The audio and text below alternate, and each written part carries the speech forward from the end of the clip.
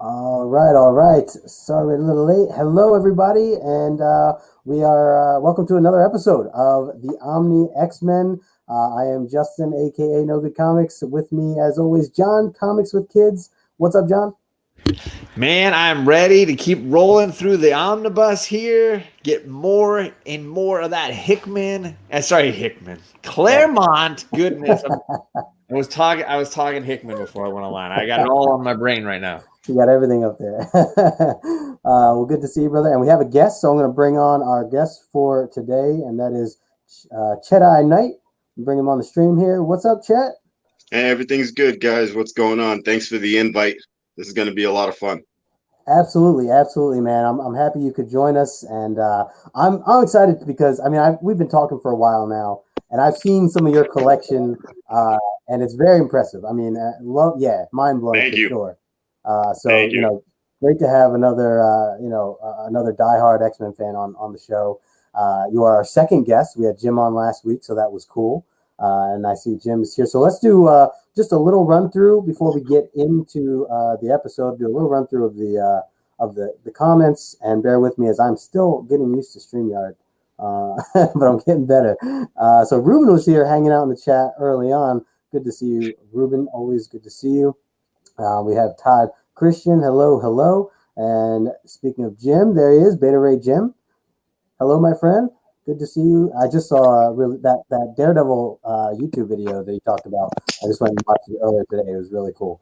Makes me want to get another omnibus, and it's not good because I tried to promise myself just the X-Men. That was what I was trying not to, but we'll see. I got issues here. What's up, Chris? Good to see you, brother. The Jackson Roy Kirk. Hello, hello. Good to see you as well. Let's see, Magic Lasso. I'm jumping over the chat here. Magic Lasso in the house. Hello, Lasso. Lasso says he just got a Claremont Byrne X-Men back issue today, so that's awesome. Oh, we did. That's always right. awesome. Very nice. Always good, right? Yeah. Comics Kings is in the house. Hello, hello. He said, "What's up, guys?" All right. I think I've got everyone. Comics Kings. That's my buddy Brandon. Brennan, yeah. Him and this run by two guys, right? Brennan and I forget the other one's name. Yeah, Nice. I like those guys though. They're cool. All right, cool. So we'll continue to dive in the chat here. Real quick, I want to remind everybody that we are going to be doing our giveaways after we break down this issue. So make sure you hang out, stick around for the questions that are based on last week's episode. We'll talk about the giveaways and things like that. So don't hang up after. John, what issue are we talking about tonight here? 95, which I gotta say, I'm super excited to have Chett here because if you guys aren't following on Instagram, I'm super grateful that you're here. He is a huge fan and has some amazing books, like Justin said. But this is a pivotal, huge issue. Yeah. And as a kid reading the classic X-Men issues, I remember 94 and 95 as just being like one epic story for me. Like I never was able to separate them. Yeah. And I forgot how the best stuff basically happens here in 95. Yeah. Right. In 94, you get a little bit of a preview to it because you got Nefaria there and he blows them out of the sky twice. And then in this issue, I guess the third time's the charm. Not in a good way. No, not in a good way at all. So yeah, you got your 1, 2, 3, and now it's serious. What I did like about this book, I think you got, as far as characterization, you got more inside of who each one of them was. Mm-hmm. So just rereading it again, I can't even, I've lost count, but you're getting more characterization as you go along with the new team, and that definitely helps along the way. Big time. And if you had to rate this issue, Chet, what would you rate this if you had to give it a number? I'm gonna have to go with at least a 9.4, bro. Nice. Yeah, it's got to be at least a 9.4, maybe bordering 9.6. It left me upset. Yeah. I mean, I was all excited, and then there's one panel that pretty much took my breath away and made me say, "Okay, it's a little real now." And by the end of it, I was just like, "No," and then I realized that obviously in X-Men '96, that that's the end of that. Yeah. Yeah, no, 100%. Definitely a heavy ending. John, what about you? What do you think about the issue overall, and how would you rate it?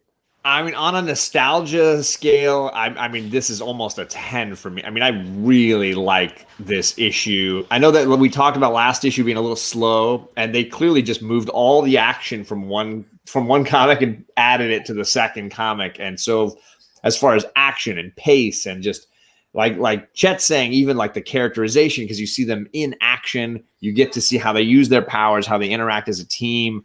So for me, I mean, on the CGC scale, this is a 9.8 for me, for sure. This is a 9.8.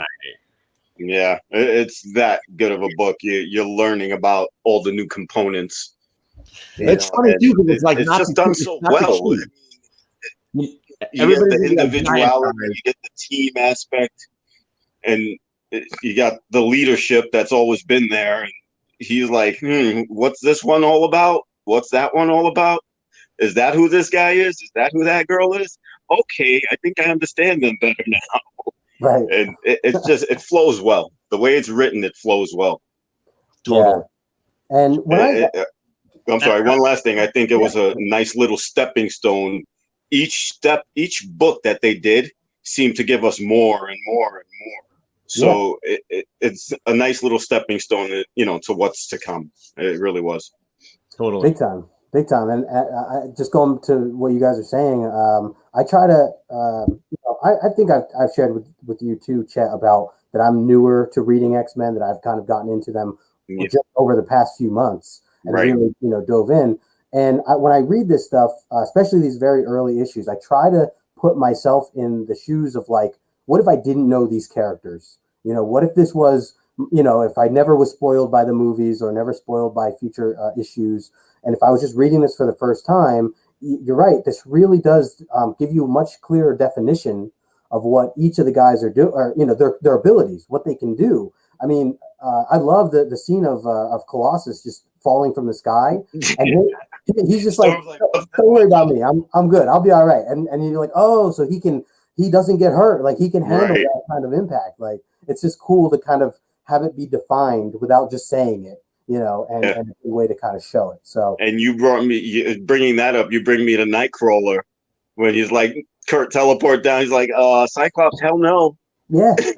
Yeah. Like, how does that work? Like, you would just assume that he could just go anywhere at any time. The physics of it, I think, is that kind of stuff. So well explained. There's an issue of X-Men Unlimited, issue number 1, when they crash in the Antarctic, and I love when Storm is not doing very well, and Cyclops has like this one little piece of red that he's covering his eye with, and Xavier is trying to help him, but Xavier's injured. It's just the three of them, and she's freezing to death, and Cyclops is like, "Wait, how is she freezing to death?" Yeah, and then Xavier says something like, "Did you think her powers made her immune to the weather? Right. Like it rains and she doesn't get wet?" Like it's a great moment where, even after all that time together, they don't necessarily understand all the intricacies, No, right. But it's the way they explain it and put everything together.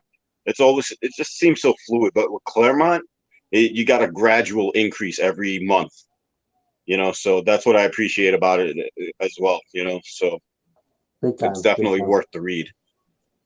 Absolutely. My dad is in the chat, by the way. There he is. Hey, Dad. Thanks for stopping by. Good to see you. All right, so let's break down the issue a little bit here.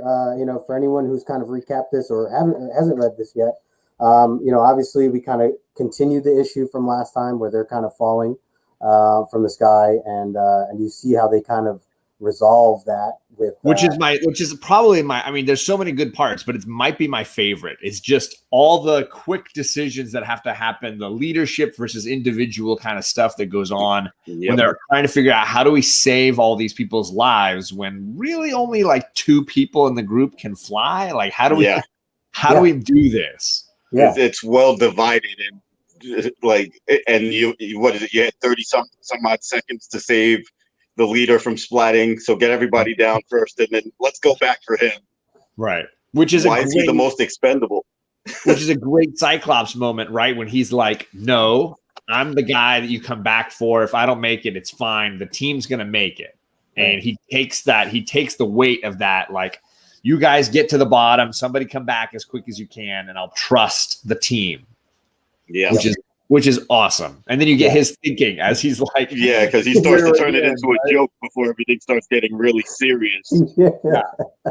He's like, oh, I just never thought I'd go like this. Like man, I'm really gonna go like this. Sweat being drawn on his face. Yeah. Big time.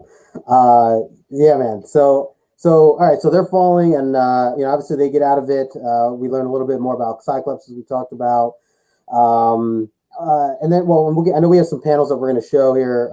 But so essentially, the team goes after Nefaria, and they run into the Animan, which we talked about last issue. And we get what we've been craving for, what we've been wanting, and that is this outright battle, between the team and yes. All the Animan show up, and X-Men are going at it. It's like equal numbers, and and then as we were talking about in the beginning, we get to see a little bit more of their skills, a little bit more of what they can do. Yeah. So I thought that was cool.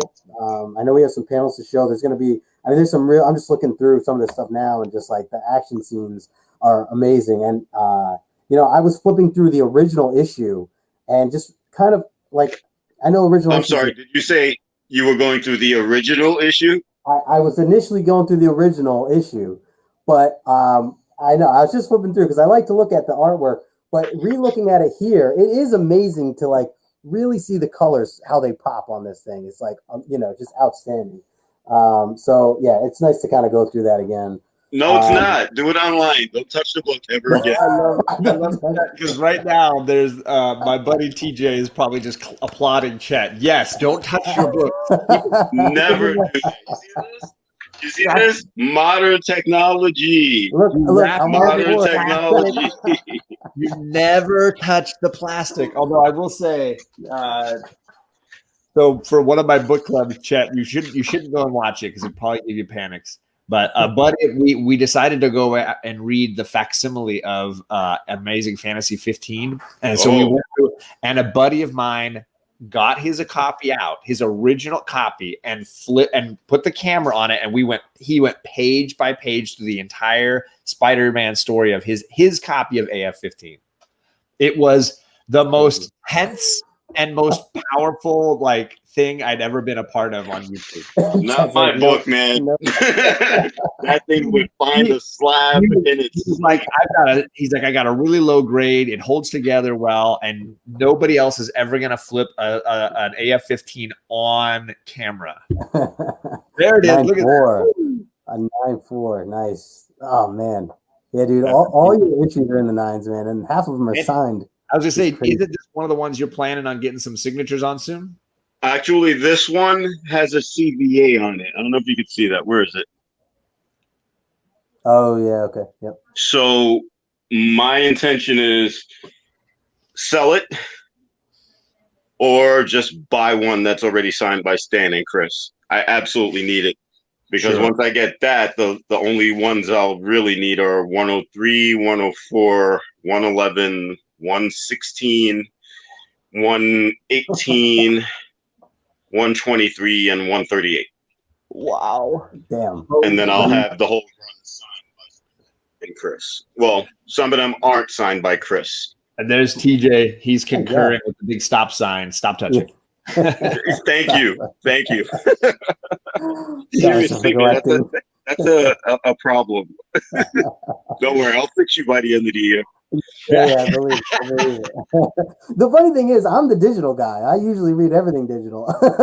I just like to flip through it. I was like, I'm going to flip through this original one. Well, when I get a new raw one, of course, I'm gonna go through it. I got to look to see is the Marvel value stamp there? Is that I want to know if I'm missing any pages.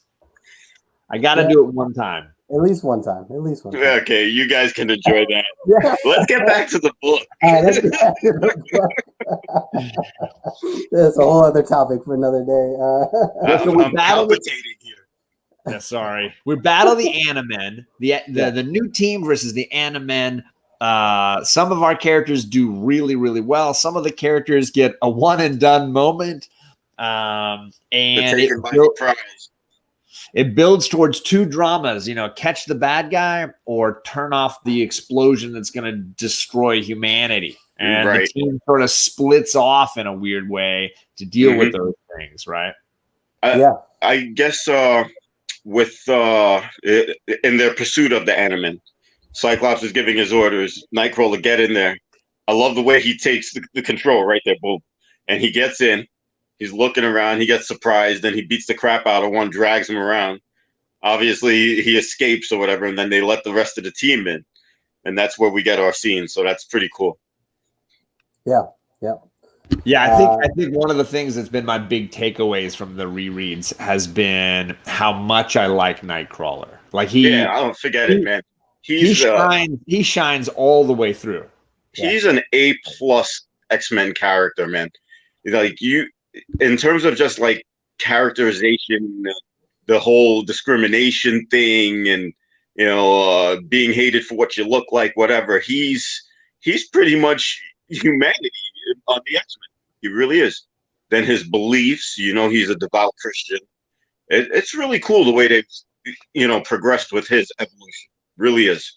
Yeah. Well, I think that the epitome of the inside and the outside not matching. He looks like a legitimate demon as portrayed in art in the turn of the century, and then all of a sudden the thing on the inside couldn't be a gentler spirit. And last issue he was the only person to go talk to Cyclops when clearly Cyclops was basically on the verge of a meltdown. Yep. He was the only one of those guys. Everybody else was having their douchebag moments, but he was the only guy to go and just sort of say, "Hey, are you doing okay? Do you need to talk?" Like he had that same kind of moment with Cyclops in 109 as well. And Banshee barged in, and he was like, "Damn it, Sean, your timing sucks." He was getting through the Cyclops, and boom, that went to hell. But as far as the character goes. Yeah, Wagner, man, A+++. Totally, gotta dig him. Yeah, big time. I like what Beta Ray here says about the Animen being a perfect matchup for the new X-Men team. Kind of like sets the bar for what the new team can do. Definitely a good way to kind of introduce them and put them up against somebody. So we're we get towards the back end of the issue. I have to say I feel like it read faster too. And maybe with the action and everything going on, it just runs, I felt like it was a quick read. John, as you were saying, they have to make this decision. The plane goes up in the air, and John gets on top of it, and Banshee's trying to talk him out of it, essentially. And meanwhile, Charles is trying to mentally talk to the team and get them to do something about it. And you got me there. I almost forgot everything from up here. Yeah. And I don't even want to describe kind of some of the end stuff. Let's bring up the some of the panels we have, because there's some really good shots that we put together here. Bring that into the stream. Yeah. So we've got a ton of great looks here at what was going on in this issue. And you guys mentioned Colossus. I just kind of highlighted some for me, like some of the moments where he was just like a boss. You got him busting a wall out when they're getting trapped. He's Wolverine's getting beat up by this cat guy, which nowadays would be shocking to see Wolverine getting taken down, and then Colossus comes to his rescue and just plows that guy. And then his words always get me. He's so boastful in his protection. Yeah. And then he's like, duck behind me. I'll shield you from the bullets. He just takes the whole brunt of the bullets. So I just thought he was a really dynamic character this issue. And then you mentioned he survives falling from a plane with a perfect dive. Look at him. He's getting a 10 from the East German judge with this dive. Check what he calls Wolverine in Russian. Yeah. I don't even know what that is. He calls him something.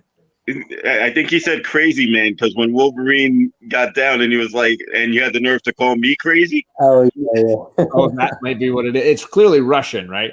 Yes. Yeah, and everybody's worried about him, and he's just like in this giant dent in the earth that he made. Like, hey, I'm good. What's wrong? What kept all you guys? It was very casual. So he's definitely a boss in this particular issue, and I feel like it was nice to see him take a bit of a lead role in that way. Yeah, I'm looking at it right now, and just like with Thunderbird in one of the scenes where he's getting jumped by Gort on his back, and then he throws him into Banshee. I was like, this guy's supposed to be a strong guy. What happened here? Maybe that was a sign, them telling us what's coming, because he's getting his ass kicked. He's just probably going to do that throughout the course of his existence because of his boastfulness and who he thinks he is. So maybe this is just, leading up to what's about to come. That ego coming back to bite him. Oh, yeah. And then I wanted to highlight Storm just a little bit. I love this panel where she's like, she's basically getting rid of the soldiers who are rushing in on their crew that are like mind melded or whatever. And she's got the like mist and the lightning, and she floods this whole corridor. And then she's like, I think we can proceed now. Soldiers will not bother us. Yeah, she flushes them out. Oh, she's awesome. I mean, she's always been my favorite of the X-Men in general. Really? I am a big Aurora fan, especially when she gets into that mohawk. I don't need powers to kick your butt phase. Like, I really dig it. I got to say, she's one of my favorite. Obviously, my favorite is Wolverine. I'm not going to lie. But then after that, it's literally Nightcrawler, Colossus, then Storm. And somehow within that four, I got to find a way to squeeze in Cyclops and Beast and Iceman. And it's just too hard to keep a top four with them. So it's quite interchangeable, but Wolverine is the mainstay. So makes sense. Somebody was asking who the cover artist was on this issue, and I'm not certain. It is Gil Kane. Hold on, I'll tell you. It is Gil Kane? Okay. Yeah. Gil Kane and Dave Cockrum. No. Dave Cockrum and Sam Granger art. Gil Kane and Dave Cockrum cover. There you go. You go. Yeah, I agree, Lasso. That means the way they do the like mist around her and purple and pink. I always felt like this book, once the new team came in, was the color work took another step, where they brought in a lot of cool stuff. Right. But this, anyway, so I included this panel just because, Storm's pretty amazing. As always, I kind of want to go over who's the biggest douchebag on the team this month. Here we go. The countdown to your last days. Yeah, I mean, there's a lot of stuff going on here. I love that Cyclops calls out Banshee for making jokes, and all Banshee says is, "Oh, ye of little faith." And yes, and his reply is, "Cut the comedy, Banshee." And I'm like, he didn't really make a joke. The guy just saved your life. I don't know if I would call that a joke per se, but whatever. And then, of course, you have the constant name calling from our guy, Proud Star there. One eye, Irish has a point. There's definitely some good stuff here to enjoy. And I don't want to speak ill of the dead. But I know that some of these panels we're going to discuss in greater detail. But yeah, I would say in general, this was a low douchebag issue. Like there was not as much douchebaggery. But yeah, it probably would be Proud Star just because look how many people trying to stop this guy. You know? I'm through. Butt out. He says to Charles Xavier, "Butt out, Baldy. I'm through taking orders." He's got about 20 of this book. Yeah, it's like each one adds up to 6 feet. Yep. So, yeah, he definitely has some crazy lines. But I know that Chett wanted to talk about this sequence of panels, and I believe the next graphic is Chett's favorite panel was some of these moments, the final dramatic moments for John. What did you want to say, Chett? Well, basically, you see Banshee flipping out, trying to save him, telling him, "Get off. I can do it myself. You don't have to be on the plane." That's all you need to hear. Right? So be a team player. They didn't give him that opportunity to be a team player. I guess they just wanted him out the picture. But you could see Banshee. I mean, and later on, Banshee explains to Cyclops, I begged, I pleaded, he would not get off of the plane. And you see him, you literally have proof of that in these panels. So that's, that was pretty big for me because I felt like, Banshee was dead serious when he explained. You could see the horror in his face, the way they drew him, explaining to Cyclops how he tried to save this guy's life. Right. Wasn't enough. And obviously you get to see Professor X experience it himself. Oh, yeah. But it was more so for me, the panel on the left. Because that basically described everything. His last name is Proudstar, isn't it? Did I mess that up? Okay. You just said, don't call him Proudstar. Sorry. Beta Ray Jim says Nightcrawler could have teleported to the ground. He said that he didn't to see what would happen. I don't know that. I've never heard that hot take. Or are you just making it? He might have been making a joke. I don't know. He couldn't. He said that he couldn't. Yeah. No, he couldn't. No, yeah. I don't know. Nightcrawler at that distance at that time, I don't know. Yeah, I think the momentum would just absolutely crush him. But yeah, I totally agree. These panels right in here where you see him sometimes close up dealing with Xavier, sometimes farther back dealing with Banshee. And then, of course, even Nefaria is like, what are you doing? You're going to kill us both? Bad man. That is a good clip. It brings us back to that third explosion between 94 and this book. So you got the first time, then you got the second time, which leads us into this book. And here you go, another explosion for you, but this time it's fatal. Yep. And we never even got to know him. And I think my panel that I picked is the ending to this sequence. I love the visual here of Xavier through like the stages of grief. Yeah, and I love the color work with the pink in the background. Well, what an awesome choice, the pink, and then the flames just sort of billowing off of him. I love all of it. The 4 stages in 4 panels. You got him horrified. One of his guys is dead. Then you feel, I guess you can see guilt in the next picture. And then here comes all the sorrow and blame. Right. All on himself. That's the way I picture this. That's exactly how I see it too. And I think it's beautifully captured with like no screaming sounds. It's just, it's almost like silent. And he's both in the flames physically and emotionally, but like dealing with the trauma in a completely different location. I think it's just really well done. And you can see how this issue is going to have ramifications for the team going forward. Yeah. I guess in order to save lives, it had to. Yeah, right. They make that point. And then Justin, you mentioned this, which I was so pumped that you were aware of the significance of this panel here, and I couldn't blow it up any bigger without losing portions of it. Yeah, definitely wanted to just kind of highlight this as it being the earliest time where they've introduced the phrase "BAMF" as his sound effect for Nightcrawler making his moves and teleporting. So I think that's just an iconic moment. It is for him. So yeah, I thought that was cool, and we get it a couple times, just kind of throughout the issue at that point on. It's kind of crazy to think that it wasn't introduced before that.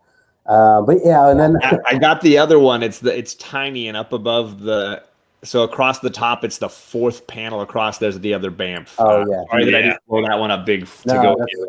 This was a good fight. I like this. Yeah, the one of the biggest things I wanted to. Well, first, I don't know what it is about the I guess the middle, the yellow background of him getting hit in the back of the head. That panel is so. I don't know. It's so eye catching. I guess maybe with the colors and everything, and the POW in the background. But the reason I wanted to point these few scenes out was that basically just kind of the frustration of like a bad guy who essentially gives away that he's sneaking up on a guy. Like these little things, you kind of laugh at these things where it's just like, and he says something here like, not anymore, mutie or whatever. And then he strikes him after the fact. And then afterwards he's like, wait, how are you still up and moving? And I'm just like, well, maybe if you didn't warn him, you would have gotten a better shot at him, and maybe he'd be knocked out. But anyways, that's just one of that. This whole sequence, I think, is full of like. I just absolutely am entertained by it. Whether it's the sucker punch that doesn't work, like Nightcrawler survives it, and then the other guy is a one punch chump. Like one punch and that guy goes down. Yeah, but he's a one punch guy, but he sure has a lot of mouth. Oh my gosh, right? He's like, I'm gonna take care of this intruder. Like, right? Yeah, he didn't last very long. So for those that are unaware, this is Nightcrawler uses his powers to sneak inside, and apparently sneaks inside right next to a henchman, who announces his presence and then tries to go for the sucker punch. Then it doesn't work, and he tries to pounce on Nightcrawler, who of course vanishes to appear behind him, lays him out. And then I love the overhead of him dragging the guy like he's that's great. There's no weight, right? It's nothing for Nightcrawler. He's like, you don't weigh anything. You know what? Now that I look at that panel, that reminds me of another panel of Nightcrawler dragging somebody. Oh yeah. Or did he just teleport and end up in that position? I'll figure it out. Apologies. And then the hilarious like 2 panels in a row is he says, "Don't go away, Herr Frosch. I should only be a moment." And then 2 panels later, the guy's gone. He wakes up and leaves within like moments. That guy's gone. But you can see him make sure Nightcrawler doesn't see him leave. Right. Hilarious. So I love that, like he does a great job of catching the guy and beating the guy, but then does not keep an eye on the guy, and he gets away so easily. Yep. So everybody's learning. A lot of on-the-job learning for the Animen and the X-Men in this issue. Mm-hmm. Absolutely. Yeah. So 2 BAMFs in one issue. We are rocking and rolling. Did we want to keep going here, or? Yeah. Yep, you're good. Okay, so I'm on the facts page. If you guys want to run, if you want me to run through this now, or do you want to wait, or what do you want? Yeah. No, this is good. Let's jump into it. So obviously this is the death of Thunderbird. So that's the biggest key, I think, in a lot of regards, because it has such ramifications going forward. It's obviously the 3rd appearance of the new team, so there's some key member early appearances there. Like Justin said, first time they used the word BAMF to describe Nightcrawler's teleportation. I also thought it was interesting to note that Captain Nefaria doesn't die in that explosion. He comes back. You tell me what issue he comes back the first time you see him. Avengers 164. Oh, man, I didn't realize that. Yeah. Very, very good. Very proud of you right now. Not for anything. 164, 165, 166, and 167. But the 164 and the 165, sick. That the way he was defeated. Justin, if you haven't read it, bro, you need to. You absolutely need to. I will. I'll put it on the list. A vision for you. I believe it, man. Oh, I just think it's hilarious though, because this, like, I don't know how he gets out of this, because I don't even know that they fully explain how he survived. There was an issue where they did explain how he got out.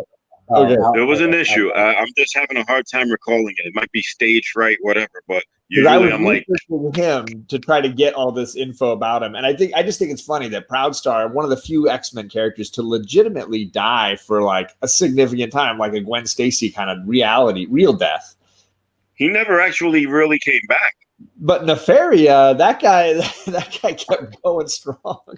So he's not a chump. He's not a chump. He's the only one of the 2 that survived. Yeah. And then he ended up having a son too, I think, Nefaria. I think so, yeah. Oh, he's in the Captain America book wearing his outfit. Oh, wow. Yeah.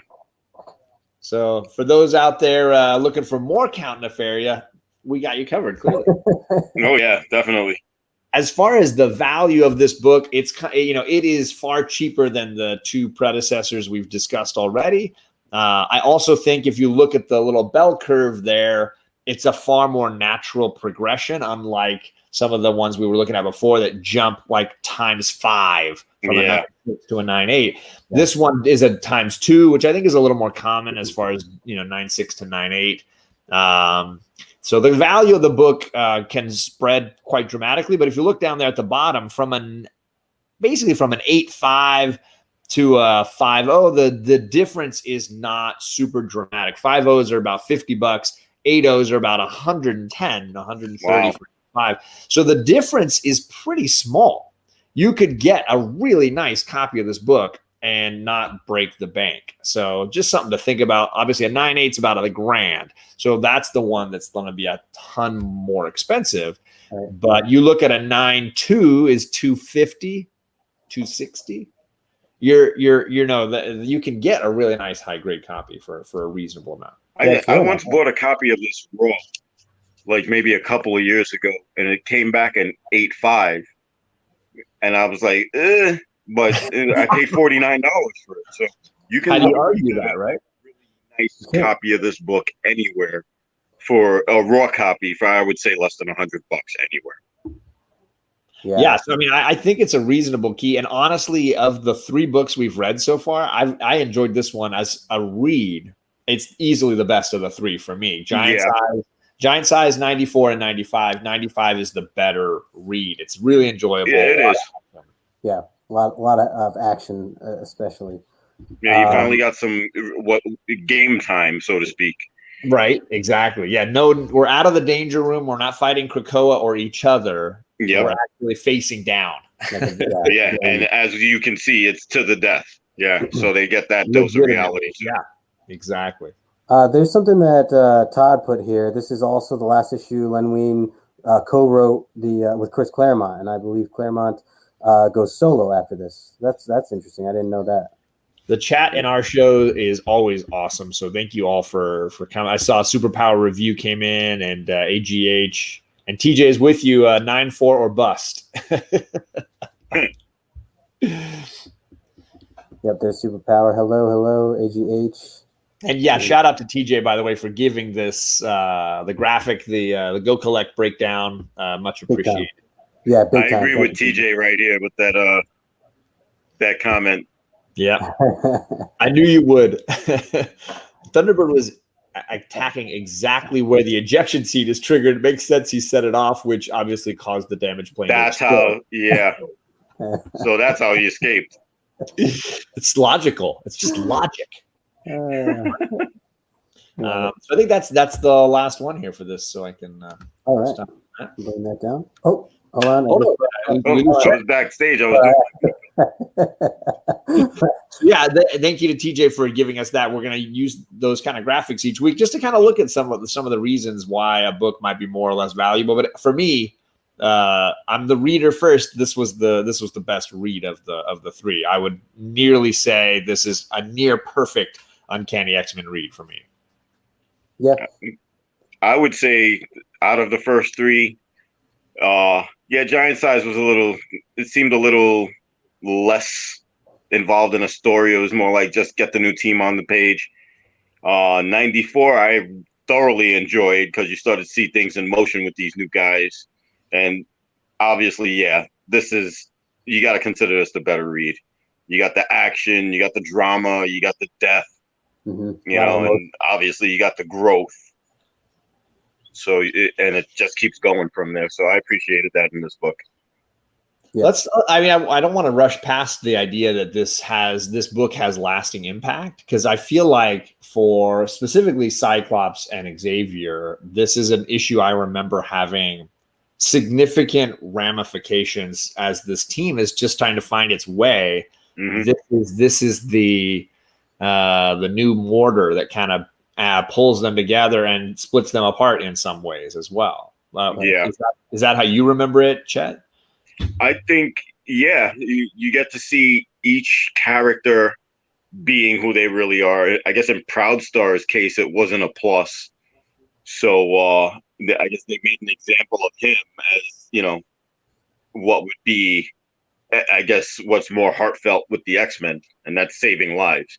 So with him, he was all about himself, doing it his way every time. Didn't matter what anybody else around him was, because you're Cyclops. Okay, so Cyclops, you're one eye. This guy is bald in a wheelchair. You're baldy. You're obviously an Irish drunk. You could be Irish. You know, whether you work for Interpol or not, who cares? Right. You're Irish. Right. Wolverine was what, short stuff or something like that at one point? I think probably something like that. I don't know if he got around to calling Peter and Kurt anything, but obviously he could have gone real deep with Nightcrawler. In Giant Size Cat, he was busy dealing with Sunspot getting ahead of him on everything. There you go. You know, but I don't think it was a bad idea to kill him. I've read like a lot of things saying that or how they came to the conclusion that they were gonna get rid of him. You already had a strong guy in the group who turns to metal. That's one. You know, you got a tracker. Wolverine has the tracker power. Yeah. You know, so he was there, but he was quite the expendable piece. Totally. You know, and they pretty much set that in stone and made that happen. Right. So, I mean, his death brought them closer together, obviously, because you can see as they grow along, Storm's calling Colossus brother and their family. So I think this was that type of book that basically turned the tide going forward. And Chris Claremont certainly took advantage of every point of that. What about you, Justin? Is that how you felt when you read? I mean, you read through here. Did you see? I mean, because sometimes deaths in comics, 2 issues later, and nobody's talking about it anymore. They're moved on to the next thing. I didn't feel like that was the way it was presented here. Yeah, no, it definitely. I don't know. I feel like it wasn't as. Again, kind of going back to thinking of how I read other comics and knowing that almost, every character comes back for the most part, from what I've followed through. Seeing him in a short amount of time and then be gone, I was kind of questioning, are we going to see him again? Does he come back in the new stuff? Does Hickman bring him back or something? As I was reading that, just curious if, and even now, I don't know enough. There's just obviously so much that I haven't read, but there certainly was that question. Still exists. What's that? If you've read House of X and Powers of X. Yeah. So So right, it can he certainly can come back. Spoiler. I love him as a character. Justin, but to bring him back, he was already back. They would need a full mental scan, which I don't know that Xavier had one of him back then. But I mean, so either. But now they've retconned it a little bit because Moira's life rebuild has now gone back to make changes. So maybe she's now told him to make sure you scan anybody you bring in this building. Well, he's already had his screen time as well. And I thought what they gave us of him on there was pretty much almost what we read of him while he was around. It's still for the cause and everything, but, still brash and, just Proudstar. Don't call him Proudstar. John Proudstar. Yep. TJ says he's making a joke. He says, is nobody going to mention Banshee's plastic surgery from ugly villain to good-looking hero? See, he's an OG collector. He remembers Banshee's early appearances. He's not wrong. No, in the beginning. Banshee had that hold on. I think I can show you. Wasn't it a big old stash thing? Hey, what's up, new guy? Good call by him. Good. Hello, good to see you, Ryan. Thanks for coming by, man. So let's see what he's talking about. He's talking about the monkey face Banshee. Yeah, the demon face. Yeah. So he actually, from the Silver Age to the Bronze Age, Banshee became an Adonis. Right. With the big golden locks and the whole thing, right? That's great, TJ. That's hilarious. Yeah. I thought he was talking about the elephant in the room was they had to kill the Native American guy. They let the white guys be fine, but then they killed the Native American guy. Right. Wow. I mean, I did kind of feel that way. I was he's technically the only American on this new team. Right. True. Right? And they gotta eliminate that. They gotta eliminate that guy. Come on. I think they did what was best for us to, I guess, come back next issue, hoping that wasn't true, Right. but keep it moving with the rest of the team. Right. But again, I think it was a great, like you said, is a great choice. He's the expendable power side. You know, I think visually he's the least interesting, like, because you know, the turning into metal, the popping the claws, the creating of the weather, like Nightcrawler's whole look we talked about. I think in general, the new team had some really dynamic appearances, and his, Thunderbird's costume was cool, but his look was very simple, I think, and not as interesting as the others. So in general, he I'm felt laughing at that comment. right? Yeah. I'm getting a visual and just like, I would love to hear that scream. Do it, right? Oh my god! And we got a glimpse of that scream in Generation X. Do you remember that? Right. Yeah. That was actually really well done. Oh, Gen X. I need to go back and reread some of that, like late '90s, early 2000s stuff, because I that was like, I only read it the one time. I never have reread some of that stuff. Yeah, unlike this stuff, which I feel like I read every couple. I of feel decades. like between 300 and 544, I literally took my time. It just seemed like it had fallen off a little bit for me there. Sure, and it did. Just getting all the way to 544 and the Will and Professor X in space and all that stuff. And then what Hickman did to revive all of that, it literally shook, excuse my French, shook shit up. Yeah, I totally did. And I'm glad he did. Because there were people losing interest in going through the whole Phoenix and Phoenix and Death of Wolverine and Phoenix. it just felt like they couldn't move past any of that. They hung on a lot to the past. Yeah. So it's a good thing we hit that real nice speed bump to get us going in a different direction. And completely. Like I said, Hickman, God bless the guy. He really, really did a nice amp up job. Yeah, I mean, I only bought 4 new comics this week, and 2 of them were written by the same guy. So, which one is that? Is that the giant size? This is the giant size Storm. That's done by Daughterman, and this is issue 12 of the regular X-Men. I actually have one here. I can show you a giant size X-Men, no less. And I think it's the exact same issue. Yeah, there's a couple of the covers that are like the hot covers. I just love Russell Dauterman's style. So this one is Jusco. Ooh, look at that Nightcrawler cover. Holy! Oh my god, that's a beauty. And you know I had to get the Virgin. Wow. Look at the 2 swords. I love the 3 swords. I didn't even see the tail sword. Look at that. That is great. So yeah, I think this is the same book. Wow, that's dope. I haven't seen that. That is cool. That's in the box, getting ready to go to CGC sometime next week. There you go. I sent off a boatload because obviously, if you haven't gotten bit by the venom bug that's going around right now, you're either comatose or dead. I between my coworker and myself, he sent 3. I think I sent 10 of all the Stegman and Kate's books. I sent them for signing by Kate and Stegman. I got the invoice today, so those should be back hopefully soon. So there's the first Null. I think I showed those to you, right, Justin? I think I showed them to you too, Jim. I think so. Yeah, like a whole set of them. Yeah. I've got the version of the Mercado version of Thor 6. Oh, nice. I've got 3 of them because a company made a mistake and sent me a trade dress. And I told them, no, I wanted 2 versions. They were like, here are 2 more versions. Oh, wow. That was nice of them. So I sent all 3 to get signed in gold. And, but yeah, I wish Kate's would start. I don't know. Would he be a good writer for the X-Men?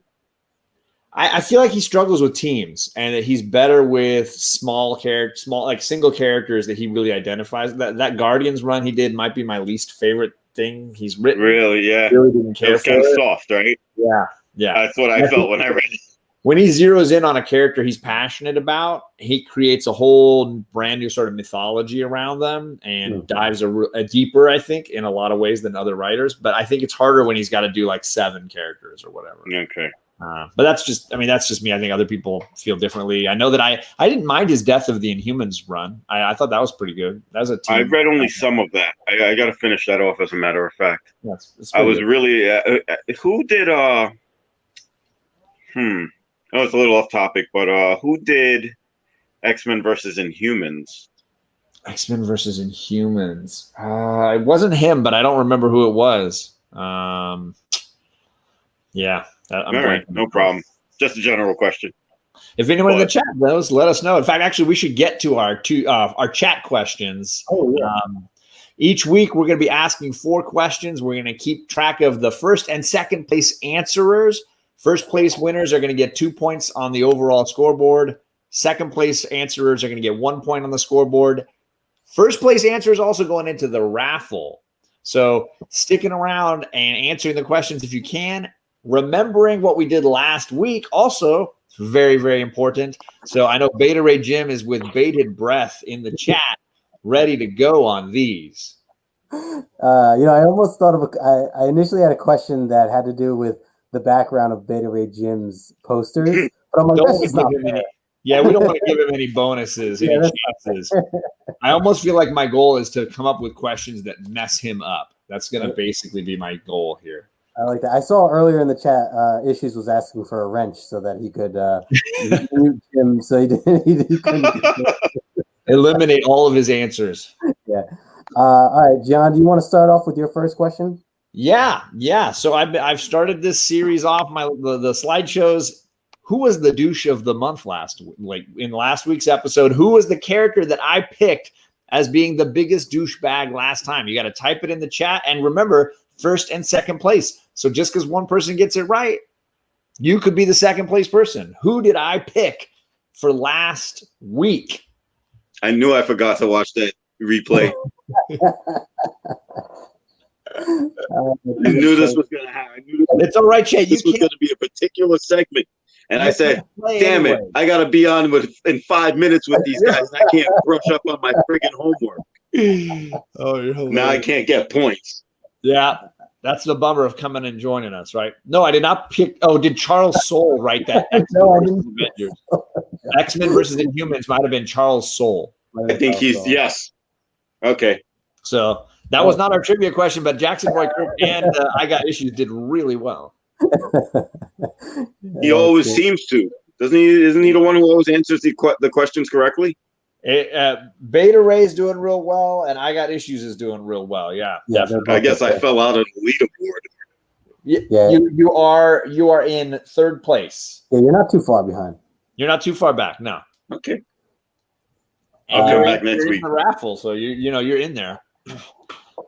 We should maybe say like you get maybe you get a raffle ticket for coming on the show if you join the show. That's good. Because you can't play. You can't play when you're on the show. That's true. It's a nice compensation, or a half a point, something like that. All right, like half a sack.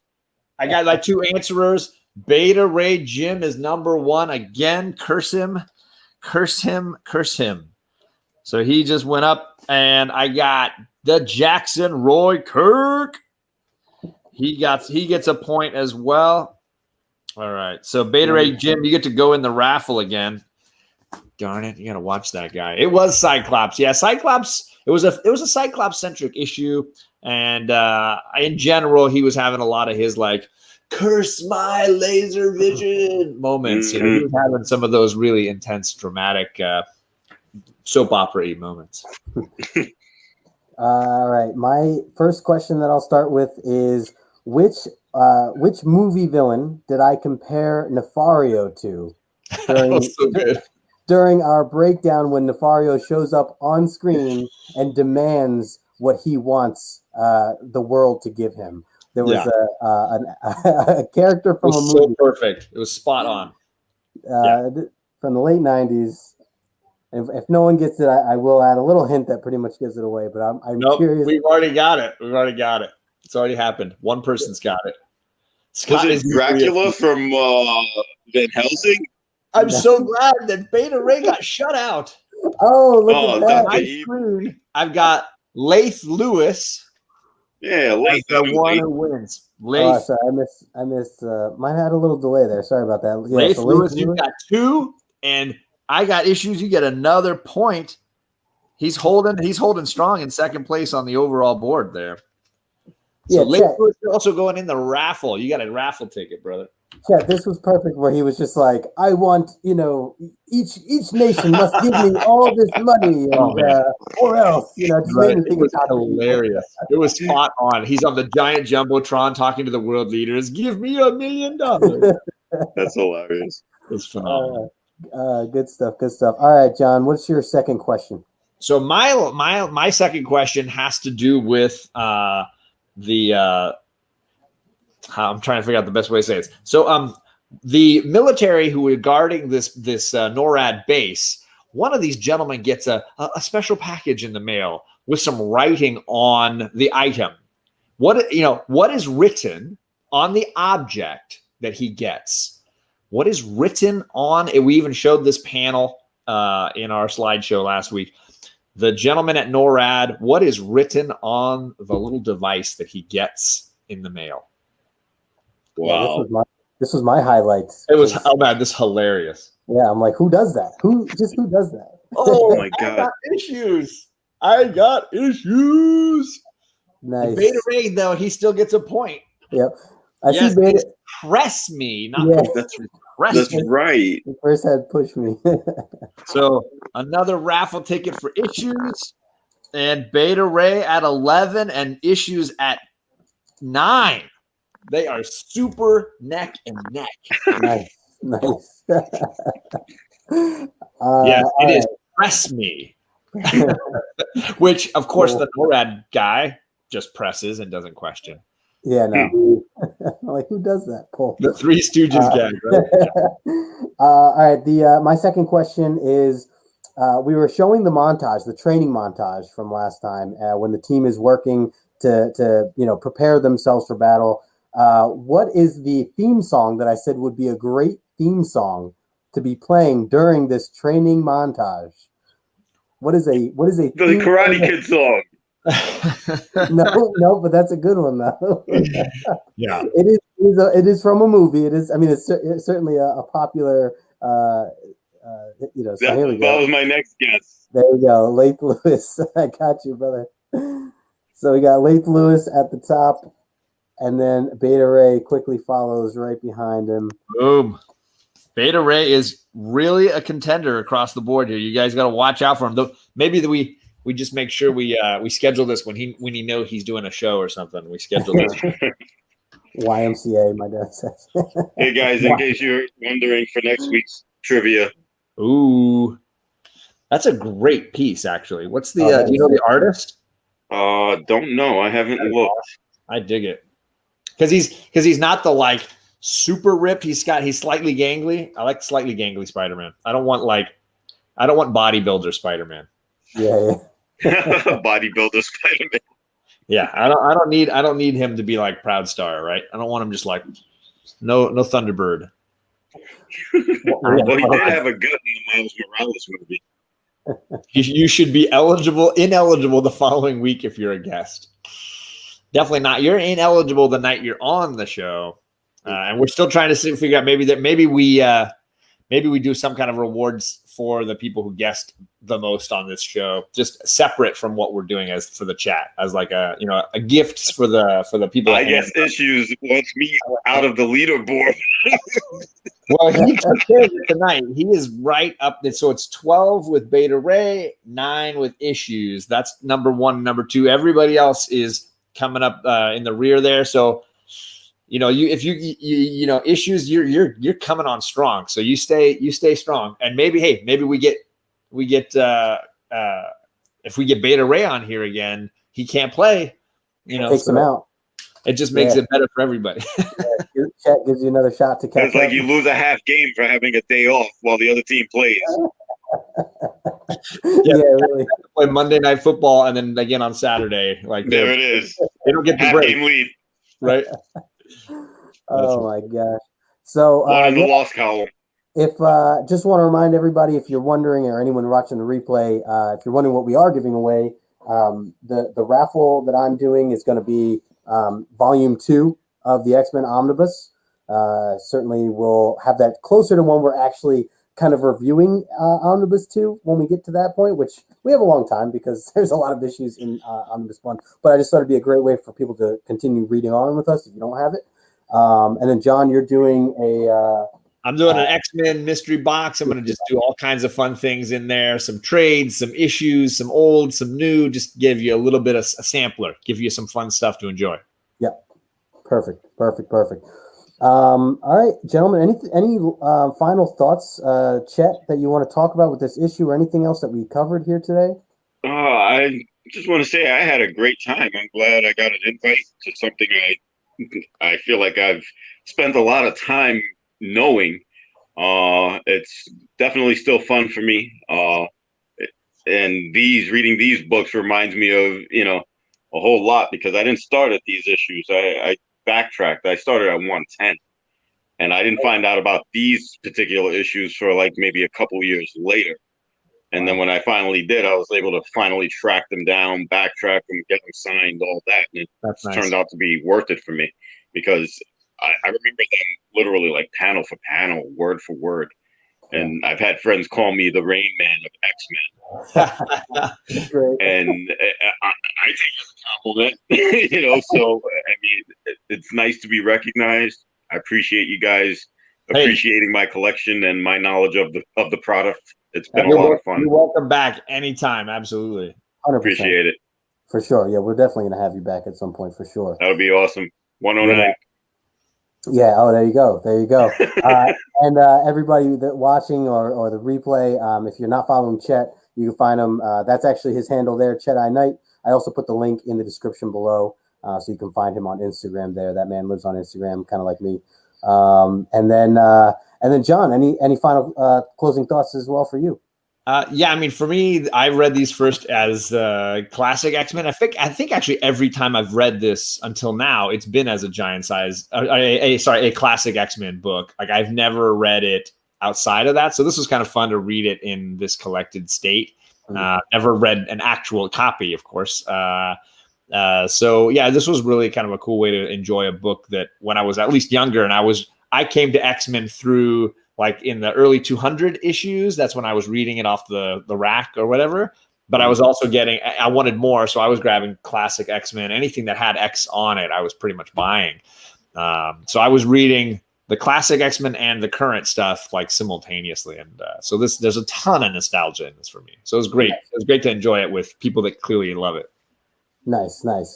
Yeah, I mean, this has been awesome to be able to put this together. We're continuing to do. We're only 3 episodes in, believe it or not, and we've covered. I feel like we've really, we've gone deep into these issues. So it's cool to, kind of, for me especially, rereading some of the stuff I just read. But you guys are pointing out, and even Jim when he was on, all of you pointing out things that I've kind of either didn't catch fully or kind of looking at it at a different point of view. So.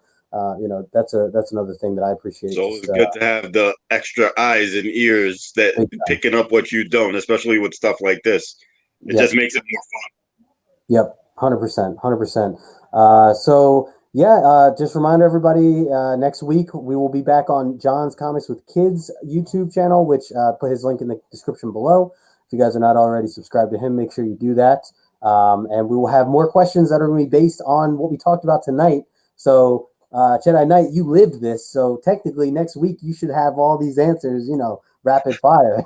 I've already forgotten. I'm still enthralled by being on this thing live. Yeah, you're doing great, man. You did great. Oh, and there it is. That's the issue we're going to be talking about. One of my favorite covers of this time. Oh, let's see. Very nice. John, look at my 2 copies. Woo! Mine are not nearly as nice as his. Oh. Open one of those suckers up, John. Let me see that. I was getting near the end. It was one of the only issues I was missing 96 and 97, and TJ gifted me an insane copy of 97, which is stupid. I should not own this. What grade is that? That's a 9.6. Good boy. Yeah. I bought my 9.6 for $260 after I sold my 9.0 for like 100. Oh man. And then I got it signed in gold. Oh, wow. And then this one was from the boy who had 7 as a Christmas gift, just being way too generous. And then my buddy, wearing my Comic Tom shirt, he knew that I was missing this book too, and he's like, you know what, I have a low grade one. You should definitely have this. So the Jackson Roy Kirk guy is telling you to take it out, John. I'm not opening these. I'm not. Go away. He can take it out when Yeah. and he can call me back when he's telling me he's confirming reading it in digital. No, I'm definitely gonna read it in the Omni. That's how okay. There you go. That you're allowed to get grubby mitts on. By all means, knock yourself out, scratch yourself the whole bit, and then eat it. I'm eating pizza and yeah. Have a drink over. You guys are good, man. To know that you guys get your hands on books. I missed that, but I don't care to ever again. Sure. No, I understand. You know what? I don't know. I love having the raw books every now and then, but it's just like, I figure if you're going to maximize something, why not have it at its best? You know? So, I mean, eventually, we're not going to outlast these books. So, you know, if you're going to get top dollar for them, why not have them go in the, best fashion possible? But I can't speak for everybody. Everybody's different. I think you speak for a lot of people, and I know TJ in the chat right now he's at home doing one of these like as quickly. TJ needs to follow me, man. He sounds like we were separated at birth. Absolutely. TJ, I hope you're listening. That is the way. All right, guys. I think we're good then. I think we'll wrap it up. Everybody in the chat, thank you all so much for hanging out. I saw Rod jump in here earlier. Good to see you, Rod. Anyone watching the replay, thanks for taking the time to catch the replay. I always appreciate that. Make sure that you are subscribed to John if you're not already. We'll see you next week, 9 o'clock, Tuesday, same time. And until then, we'll catch you guys soon. Have a good night, guys. All right.